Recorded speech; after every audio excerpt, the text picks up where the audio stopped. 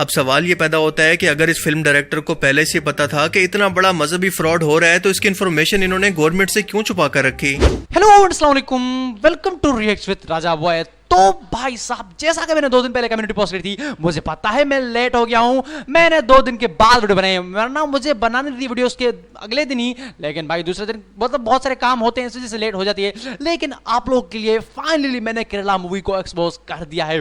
तो हम आपको पूरी जानकारी देंगे कि ये मूवी फेक है। मुसलमानों को जो भी ये लोग कह रहे हैं सब कुछ झूठ है। ये लोग अपनी तरफ से मन गढ़ंत कहानियां बनाकर सोशल मीडिया को दिखा रहे हैं और इंडिया की इतनी पागल अवाम है वो यकीन कर रही है।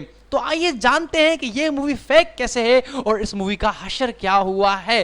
तो चलो एक्सपोज करते हैं। हमारे हसी भाई बताएंगे, उसका क्रेडिट लिंक आपको डिस्क्रिप्शन में मिल जाएगा, जाकर चेकआउट करना। तो चलो फिर, मुसलमानों को जो चीज तबाह करेगी वो खुद बर्बाद हो जाएगी और मैं आपको एक्सपोज करके इस वीडियो में दिखाऊंगा। तो चलो स्टार्ट करते हैं। हमारा हमसाया भारत इस वक्त दुनिया का एक ऐसा मुल्क है जिसके वजीर आजम एक हिंदू नस्ल प्रस्ताना सोच की पार्टी यानी बीजेपी से ताल्लुक रखता है। इसका वजीर आला बाकायदा हिंदू पंडित के लिबास के अंदर घूमता है और दिन रात मुसलमानों के खिलाफ जहर उगलकर इन्हें खत्म करने की बात करता है। इसके वजीर सरेआम आकर पब्लिक गैदरिंग्स के अंदर मुसलमानों को खत्म करने और मुल्क बदर करने की धमकियां देते हैं, मगर कोई कुछ नहीं बोलता। और इसका नतीजा ये निकलता है कि दिन ब दिन भारत के मुसलमानों की जिंदगी इन पर तंग की जा रही हैं कि ये या तो मजहब को बदल लें, यानी या तो हिंदू बन जाएं, या फिर दूसरा ऑप्शन ये है कि इस मुल्क से निकल जाएं। इसी दहशतगर्द माइंडसेट रखने वाली सियासी जमातों यानी बीजेपी और आरएसएस ने मीडिया और फिल्म इंडस्ट्री को भी यरगमाल बनाया हुआ है, क्योंकि जब से ये हुकूमत के अंदर आए हैं मुसलमानों के खिलाफ नफरत और प्रोपेगेंडा की एक ऐसी लहर शुरू हुई है जो कि हर गुजरते वक्त के साथ मुसलसल बढ़ती जा रही है, खत्म होने का नाम नहीं ले रही। जिसका सबूत आप इनकी मुसलमान और पाकिस्तान मुखालिफ फिल्मों के अंदर हर कुछ अरसे के बाद देख सकते हैं। पर इस बार इसी मकसद के लिए एक ऐसी बदतरीन मुसलमान मुखालिफ फिल्म भारतीय सिनेमाघरों की जीनत बनी है जो कि बकायदा इस नफरत पर जलती पर तेल का काम कर रही है। हिंदुओं को बकायदा उकसा रही है कि इस मुल्क के अंदर अगर रहना है तो तुम्हें मुसलमानों को खत्म करना होगा, सिर्फ यही तुम्हारे सबसे बड़े दुश्मन है। और इस फिल्म का नाम है दी केरला स्टोरी, जिसे लेकर आज सोशल मीडिया पर एक कोराम मचा हुआ है, क्योंकि आरएसएस के गुंडे अगर इसकी फ्री टिकट्स बांट रहे हैं तो नरेंद्र मोदी खुद अपनी तकरीरों के अंदर इसकी प्रमोशन कर रहा है। मगर सवाल यह है कि आखिर क्यों? इस फिल्म की कहानी में ऐसा है क्या कि बीजेपी और आरएसएस के गुंडों ने इसे 5 मई को रिलीज होने से रोककर बकायदा इसकी जांच पड़ताल की कि इसे पूरे मुल्क के अंदर प्रमोट करें और उल्टा उन्हीं मुसलमानों को दहशतगर्द साबित करें जिनको ये दिन रात पकड़कर तशद्दुद कर रहे हैं, इमाम मस्जिदों को पकड़कर इनकी दाढ़ियां काट रहे हैं, पब्लिक में नमाज नहीं होने दे रहे और मस्जिद के गुंबदों पर अपने झंडे लगा रहे हैं, कुरान को जला रहे हैं। इस फिल्म के बारे में कहा जा रहा है कि ये सच्ची कहानी पर बेस करती है कि कैसे 32,000 हिंदू लड़कियों को बुला पिसलाकर केरला के इलाके से मुसलमान मजहब जबरदस्ती कबूल करवाया गया और इन्हें मुसलमान दहशतगर्द तंजीमों को जो कि शाम और इराक के इलाके के अंदर लड़ रही हैं, इन्हें सप्लाई किया गया ताकि वो इनको इस्तेमाल कर सकें। पहली बात तो यह है कि इस फिल्म की कहानी की बेस ही झूठ पर है कि एक टॉक शो के अंदर जब इसके मुतालिक भारतीय एंकर ने सवाल किया कि अगर आपके पास इतनी सीक्रेट इन्फॉर्मेशन थी कि इतने बड़े लेवल पर हिंदू लड़कियों को मजहब बदलवा कर लव जिहाद के नाम पर घरों से निकाल कर सप्लाई किया जा रहा है, तो आपने ये इन्फॉर्मेशन हुकूमत को क्यों नहीं दी? अब 2 साल के बाद लोगों को क्यों बता रहे हैं? जबकि केरला हाई कोर्ट के जज ने जब फिल्म प्रोड्यूसर से सवाल किया कि आपको कैसे पता कि इन लड़कियों की तादाद 32,000 थी, इस सवाल के बाद इसका जवाब था कि हाँ 32,000 तो हमने खुद से ऐड किया है, लेकिन असल के अंदर ये सिर्फ 3 लड़कियों के मिस होने की कहानी है और इसीलिए हम माफी मांगकर फिल्म के ट्रेलर को हटाकर इसे दोबारा से रिलीज करेंगे। मैं इस दुनिया से छुट्टी चाहता हूँ। जी हाँ, ये भारतीय अवाम के साथ मजाक ही तो हो रहा है, क्योंकि भारतीय अवाम ने फिल्म के ट्रेलर को ही देखकर एडवांस बुकिंग कर ली थी, इसकी टिकट्स खरीद ली थी, फ्री की प्रमोशन भी हो गई। तो जाहिर है कि ये लोग अपनी गलती मानकर इसका ट्रेलर दोबारा से रिलीज कर सकते हैं। यानी कुल मिलाकर प्रोपेगेंडा भी हो गया और इसके साथ साथ पैसा भी आ गया। आप जरा सोच कर देखें कि इतने सेंसिटिव टॉपिक पर झूठ फैलाने और प्रोपेगेंडा करने पर क्या इसके खिलाफ केस नहीं होना चाहिए था? अब सवाल ये पैदा होता है कि अगर इस फिल्म डायरेक्टर को पहले से पता था कि इतना बड़ा मजहबी फ्रॉड हो रहा है तो इसकी इन्फॉर्मेशन इन्होंने गवर्नमेंट से क्यों छुपा कर रखी? और इन केस अगर गवर्नमेंट को ये इन्फॉर्मेशन थी तो ये कैसे मुमकिन हुआ कि इसे रोकने के लिए भारतीय हुकूमत और एजेंसियों ने कुछ नहीं किया? और अगर नहीं किया तो अब फिल्म बनाकर हमदर्दियां हासिल करने का क्या मतलब है?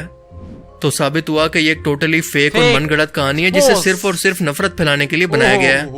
क्योंकि कॉमन सेंस कहती है कि अगर वाकई ऐसा था तो इन 32,000 लड़कियों में से कोई एक लड़की भी कभी मीडिया पर सामने क्यों नहीं आई? चलो इनको भी छोड़ें, क्या इनके घर वालों ने भी कभी इसके मुतालिक कभी कोई एहतजाज नहीं किया कि इनकी बेटी मिसिंग है या इसे अगवा कर लिया गया या फिर जबरदस्ती इसका मजहब बदलवाया जा रहा है? ये चीज कोई सेंस नहीं बनाती। टोटल बेसलेस कहानी है, जैसा कि बॉलीवुड की ज्यादातर फिल्मों की होती है। जिन्हें देखकर साफ पता चलता है कि सेट और एक्टर पर तो करोड़ों खर्च किए गए, मगर कहानी को चाँद फतेह अली खान से ये कहकर लिखवाया गया है 150 रुपया देगा। सो अब ये तो कंफर्म है कि ये फिल्म सच्ची नहीं है, पर ये भी कंफर्म है कि ये एंटरटेनमेंट के लिए भी बिल्कुल भी अच्छी नहीं है, जिसे देखने से बेहतर आप ये मास्टरपीस सुनना ज्यादा पसंद करेंगे। ओए ओए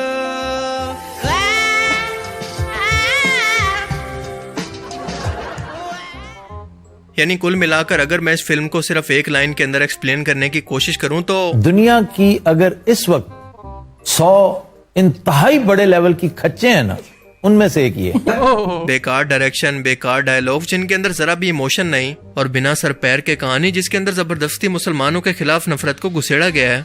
ये मैं नहीं कह रहा, बल्कि इसकी 1 स्टार रेटिंग ये बता रही है। और मजे की बात यह है कि सच्ची कहानी कहलाए जाने वाली इस कहानी का कोई ऑफिशियल सबूत ही मौजूद नहीं है। ओए होए होए कहानी यह है कि 3 हिंदू लड़कियां नर्स बनने के लिए अपने घर से दूर एक कॉलेज के अंदर आई हैं, जिनकी रूम पार्टनर एक मुसलमान लड़की जिसका नाम आसफा है इनके साथ रहती है, जो ना सिर्फ ब्रेन वॉश करके हिंदू और क्रिश्चियन लड़कियों को इस्लाम के अंदर रिवर्ट करती है, बल्कि इस्लामी दहशतगर्द तंजीमों के लिए इन्हें खुदकुश बॉम्बर के तौर पर भी तैयार करती है। ये इन्हीं 3 लड़कियों को ब्रेन वॉश करके इनका मजहब बदलवा कर इन्हें सीरिया शाम के बॉर्डर पर भिजवाती है, और तमाम कहानी इसी के गिर्द घूमती है। ओए ओए कहानी के बीच बीच में इस्लाम मुखालिफ जहरीले डायलॉग आपको वक्फे वक्फे से सुनने को मिलते हैं, जिनकी वजह से बाहर आकर देशभक्तों को कुछ ऐसी लाइलाज खारिश शुरू हो जाती है। और मैं मुसलमानों, मैं तुम्हें चुनौती देता हूँ, अगर हिंदुस्तान में अगर एक भी हिंदू बेटी को अगर तुमने फंसाया, हिंदू लड़कियों को ईसाई लड़कियों को ले जाके सेक्स ले बना दिया, अरे मेरे भाई तुम इन कायों से डर रहे हो, इन बुज़दिलों से डर रहे हो।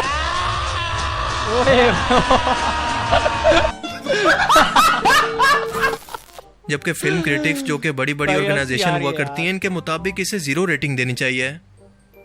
अब ऐसा भी नहीं है कि पूरे भारत के अंदर कभी कोई ऐसा वाकया हो ही नहीं सकता, या फिर ऐसा कभी नहीं हुआ होगा। हर सोसाइटी में अच्छे या बुरे लोग किसी भी मजहब के हो सकते हैं, मगर जहां पर मेजोरिटी ही ऐसी हो और ऐसा प्रोपेगेंडा वाला खतरनाक नफरत अंगेज जहर फैलाए, तो फिर ये आग सबको अपनी लपेट के अंदर ले लेती है, फिर चाहे कोई कसूरवार हो या बेकसूर। भारतीय फिल्म इंडस्ट्री पर इतना बुरा वक्त आ चुका है कि इनको इन्हीं चीजों का सहारा लेकर अपने वक्त को गुजारना पड़ रहा है, क्योंकि हम सभी लोग जानते हैं कि भारतीय फिल्म इंडस्ट्री इस वक्त अपने सबसे बुरे टाइम से गुजर रही है।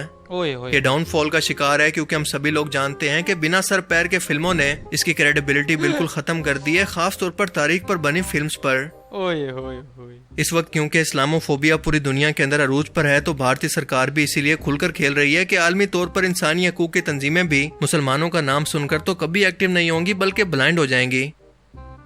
केरला स्टोरी असल में दी कश्मीर फाइल्स की कामयाबी से इंस्पायर होकर बनाई गई थी कि शायद इस बार इस प्रोपेगेंडा को भी इनकी आवाम वैसा ही रिस्पॉन्स देगी, मगर इस बार लगता है कि भारतीय सरकार के ये इरादे पूरे होते नजर नहीं आते। हम देखते हैं कि ऐसी फिल्म्स को जानबूझकर देशभक्ति से जोड़ा जाता है, ताकि जो इसके खिलाफ थोड़ा सा भी रिसर्च बेस और लॉजिकल होकर सोचने की कोशिश करे तो वो एंटी नेशनल के लेबल से बचने के लिए ऐसा ना कर पाए। और दूसरा, भारतीय मीडिया जो कि बीजेपी का स्पोक्स पर्सन है, वो इसी प्रोपेगेंडा के लिए दिन रात अपने खुद के लोगों का ब्रेन वॉश कर रहा है और आगे भी करता रहेगा। मगर इन लोगों के लिए अफसोस की बात यह है कि ये डिजिटल जमाना है, सोशल मीडिया का दौर है, इसलिए ये जितनी भी कोशिश कर लें, सच एक न एक दिन कहीं न कहीं से सामने आकर इन्हें ये जरूर बोलेगा। बिल्कुल मैं भी दे रहा हूँ। बाकी आप इस बारे में क्या सोचते हैं, अपनी कीमती राय का इजहार कमेंट सेक्शन में जरूर करें। जो इस्लाम को दबाने की कोशिश करेगा वो तबाह बर्बाद हो जाएगा। जैसा कि आप लोगों ने देखा कि केरला मूवी का क्या हशर हुआ, इनके डायरेक्टर ने खुद कबूल किया कि ये हमने 32,000 लड़कियां खुद से ऐड की हैं। रियल में 3 लड़कियां थी, वो भी नहीं थी भाई सोशल मीडिया पे, तो वो लोग रियल में सामने आई नहीं, तो फिर ये कैसे मतलब फुली एक्सपोज हमने इसको कर दिया। तो मुझे उम्मीद है कि तुम लोगों को ये वाली वीडियो पसंद आई तो इस वीडियो को लाइक करें एंड चैनल को सब्सक्राइब बेल के साथ साथ दबा दें। तो मिलते हैं नेक्स्ट वीडियो में अपना पसंद, लेकिन तब तक के लिए अल्लाह हाफिज।